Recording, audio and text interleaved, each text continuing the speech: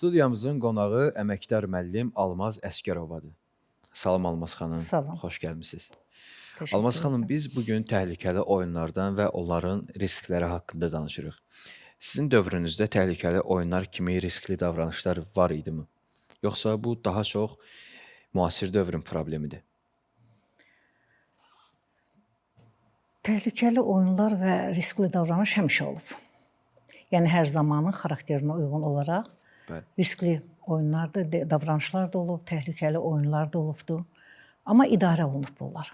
Bu günləri texnoloji inkişafın surəti və yayımlanması daha təhlükəli vərdişlərin, davranışların, təhlükəli oyunların meydana çıxmasına səbəb olur. Və bu gün mobil telefonların istifadəsi təhlükəli davranışların artmasına daha çox şərait yaradır.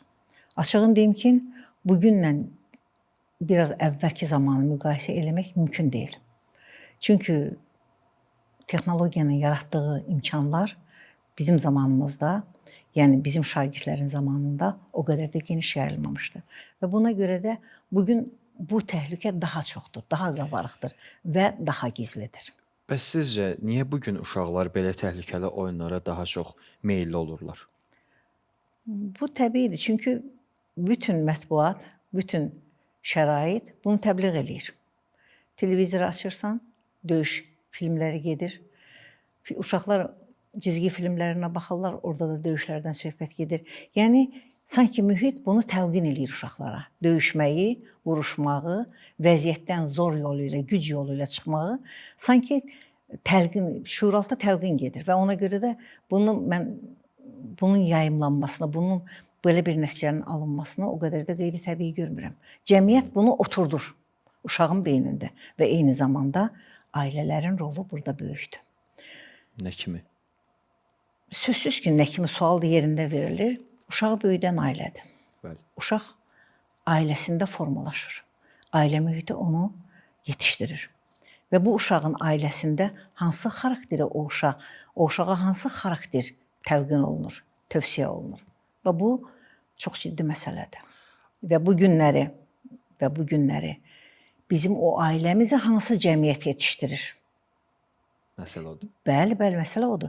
Söhbət tək bir uşaqdan, tək bir ailədən getmir. Cəmiyyətin özündə hansı xarakter formalaşıb? Yəqin ki, hamımız küçədə gedirik və görürük. Bir adamı gülər üz görə bilmirik biz. Hamının içi problemlə doludur. Hamı nəyinsə dərdini çəkir, hamı nəyinsə həll eləməyə çalışır. Və biz elə bir millətik ki, problem axtaran adamlarıq. Biz dərd axtaran adamlarıq və o artıq bizim psixologiyamızda oturubdur. Ona görə də bizim ailələrdə də bu psixologiya oturubdur və uşaqlara təlqin olunur. Bəs Almaz xanım, təcrübənizə əsasən uşaqları düzgün istiqamətləndirməkdə müəllimlərin rolu nə dərəcədə əhəmiyyətlidir, həll edicidir? Təhsil ocağına təlim-tərbiyə ocağı deyirlər. Bəli. Hər bir təlimin fənnindən asılı olmayaraq tərbiyə yeri var. Və müəllim özü ilə, danışığı ilə, rəftarı ilə, münasibəti ilə, yanaşması ilə birbaşa tərbiyə eləyir.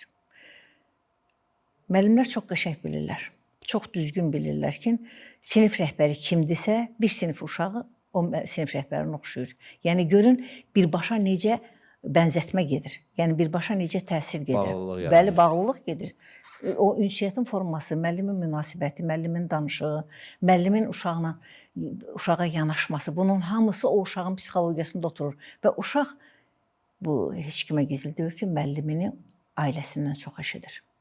Müəlliminə daha çox bağlıdır, əgər müəllimdirsə. Bəli. Əgər müəllimdirsə, müəllim sözünü mən həmişə böyük hərflərlə deyirəm. Çünki müəllimin elədiyini cəmiyyətdə heç kim eləyə bilməz. Nə güc nazirlikləri eləyə bilər, nə səhiyyə sistemi eləyə bilər, nə iqtisadiyyatımızı inkişaf etdirən eləyə bilər. Müəllim hamını yetişdirəndir. Müəllim hamıya yol açandır. Müəllim hamıya nümunədir. Müəllim cəmiyyətin valideynidir. Bəli. Və bugün müəllimin rolunun daraldılmağı, bugün müəllimin rolunun kölgə salınmağın özü cəmiyyətin, məsələn o uşaqların bu vəziyyətdə belə aqressiv şəkildə yetişməsinə səbəb olur.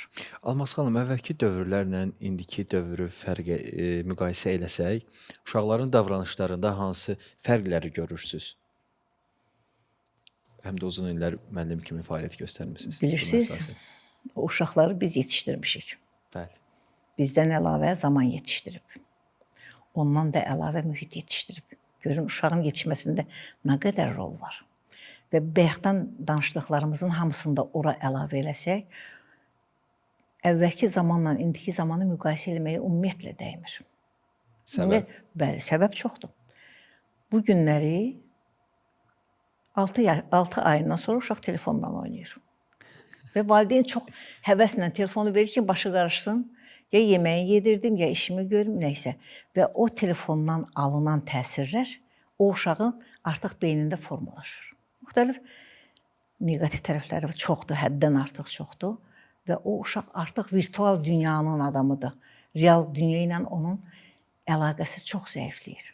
Və biz bu uşaqları əvvəlki zaman uşaqları ilə müqayisə edə bilmərik. Bu uşaqları əvvəlki zaman uşaqlarını müəllim hazırlayırdı. İndiki uşaqları telefon hazırlayır, internet hazırlayır, kompüter hazırlayır. Bəli, sosial şəbəkələr hazırlayır. Bilirsiniz, mühit həddən artıq böyük təsirə malikdir. Biz uşağı qucağımızda olanda uşağımız deyə bilirik. O uşaq yerə düşüb yeriməyə başlayanda, danışmağa başladıqca valideynindən addım-addım uzaqlaşır. Valideyn bunu hiss eləmir. Valideyn elə bilir ki, o onun uşağıdır. Və uşağın təzə dostu olduqca, həyətdə kimlənsə oynadıqca, yerləncəklərdə kimlə əyləndikcə, o valideynindən addım-addım uzaqlaşır və valideyn bunu görmür. Valideyn bunu hiss eləmir. Valideyn axıra qədər deyir, mənim uşağımdır. Bizim bir mentalitet xüsusiyyətimiz var. Deyirik ki, o qoca kişi olanda da mənim uşağımdır. Bəlkə də görmək istəmir. Bəlkə də görmək istəmir. Yox, bizim ailə bağlarımız həddən artıq hələ var. Hələ fəaliyyətdədir. Ailə faktorumuz hələ güclüdür bizim. Bizim o analıq hissimiz tamamilə başqa, demirəm, başqa analardan üstündür, amma fərqlənirik. Biz uşağa çox bağlıyıq. Biz övladımızla nəfəs alırıq. Amma bu o demək deyil ki, elə övladımız da biz istəyəndir. Övlad dikəldikcə hər il, hətta 5 yaşında belə valideyndən addım-addım uzaqlaşır. Və valideynin əsas məqsədi, əsas əldə etmək istədiyi nəticə ondan ibarətdir ki, o uşağını özü üçün yox, uşağın özü üçün saxlasın. Uşağın özü üçün böyütsün və bilsin ki, onun verdikləri o uşağa müəyyən yanında olan qədər lazımdır. O aralanandan sonra, çevirin ki, 12 yaşında uşaq gedir həyətdə oynayır, dostunun anasından çox eşidir. Mən müəllim olanda həmişə deyirdim ki, tində dayanan dostları sizdən qüvvətlidir. Bunu nəzərə alın. Bu həqiqətdir. İnsan kimlə daha çox əlaqə saxlayır?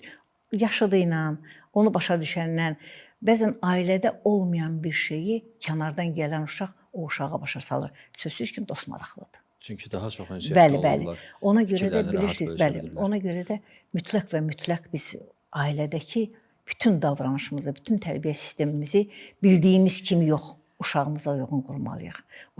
Özdə zaman o qədər dəyişib ki, biz heç özümüz bilmirik sabah nə ilə rastlaşacağıq. Sabah hansı inkişafla üz-üzə dayanacağıq.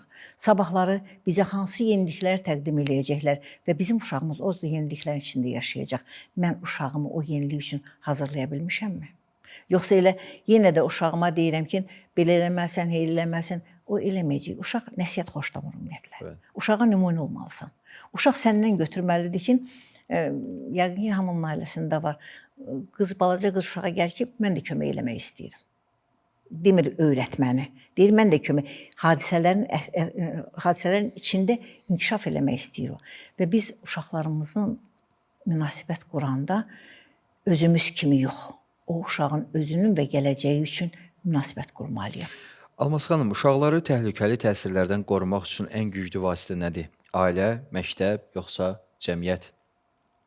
Hamısı. Hamısı.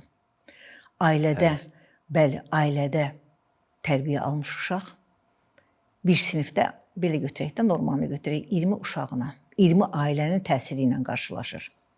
Və o, məktəbdən çıxıb evə gedənə qədər cəmiyyətin müxtəlif üzvləri ilə toqquşur, belə deyək də. Biri orada dərdləşir, biri burada dalaşır, biri burada zarafatlaşır. Bunun hamısı uşağın gözünün qarşısında baş verir və hərəsindən o uşaq bir şey götürür. Ona görə də biz heç nəyi kənarlaşdıra bilmirik. ailə, məktəb, cəmiyyət. Üçü bir yerdə gələcəyimizi qurmalıdır. Gələcəyimiz uşaqlardır. Sonda həm valideynlərə, həm də gənc müəllimlərə nələri tövsiyə edə bilərsiniz? Valideynlərə və gənc müəllimlərə uşaq başa düşməyə çalışsınlar. Uşaq onlar deyil. Uşaq tamamilə yeni bir dünyadır. O dünyanı görməyə bacarsınlar. O dünyaya uyğun olaraq uşaqlarımıza yanaşmağı bacarsınlar. Uşaqlarımız çox istedadlı və qabiliyyətlidir. Biz onlara elə yanaşmalıyıq ki, onlar özlərinə inam doğursunlar. Onlar gələcəklərinə inansınlar və biraz böyüyəndən sonra valideynlərinə qayıda bilsinlər, müəllimlərinə qayıda bilsinlər. Çox sağ olun, Almaz xanım. Buyurun.